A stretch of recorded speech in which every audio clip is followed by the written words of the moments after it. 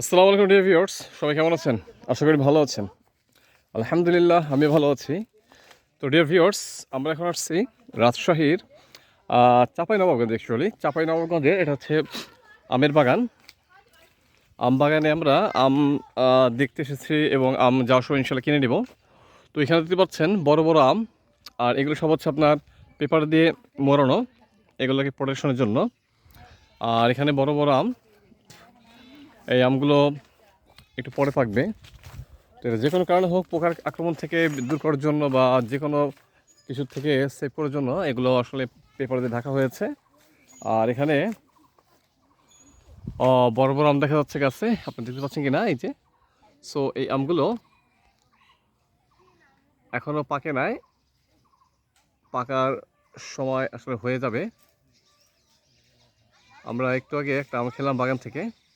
তো আমরা বাগান থেকে বেসিক্যালি আমরা আম কেনার জন্য আসিনি, আমরা বাগান থেকে আম দেখার জন্য আসছি। আম দেখবো, ঘুরবো।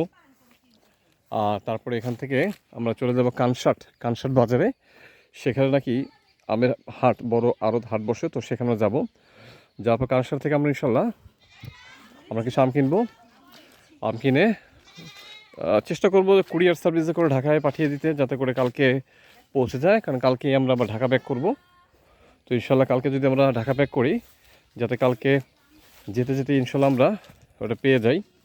সো সেভাবেই। আর এই যে হচ্ছে আম দেখা যাচ্ছে, এই যে ডিয়ার ভিউয়ার্স, এটা হচ্ছে বড় বড় আম। হ্যাঁ, এখানে দুইটা আম রয়েছে, এভাবে অনেকগুলো আম। এখানে আম আর আম, আম আর আম। এই যে আমের আম, এখানে আরও আম আছে। তো চাঁপাইনবাবগঞ্জকে বলা হয় আমের রাজধানী।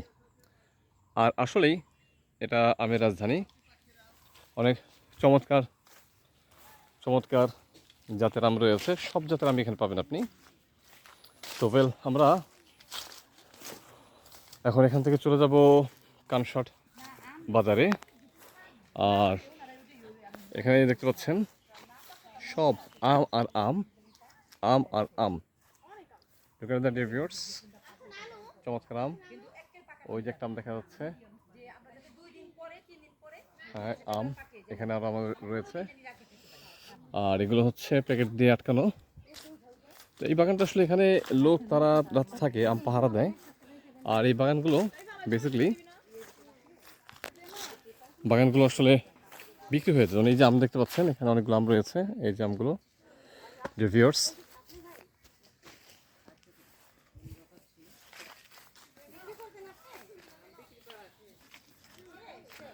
বড় বড় আম ডিয়ার ভিউয়ার্স, দেখলে শান্তি।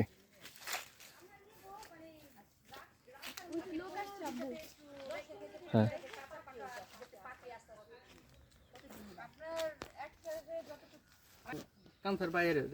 আচ্ছা, আপনার বাগান থেকে কি নেওয়া যায় এখন? বাগান থেকে কি নেওয়া যাবে? বাগান থেকে খিরসাপাত না? কোনটা এটা? ওদিকে ওটা আপনার কি, আপনার কীরকম রাখেন আপনার দাম? এখন বাজার চলছে 6.5-7। 6.5-7 মানে 6.5 হাজার টাকা মন? হ্যাঁ। বাপরে, তো অনেক দাম। ভাই হ্যাঁ, তাহলে মন কত পড়লো কেজিতে আগে হিসাব করুন, তবেই তো হয়।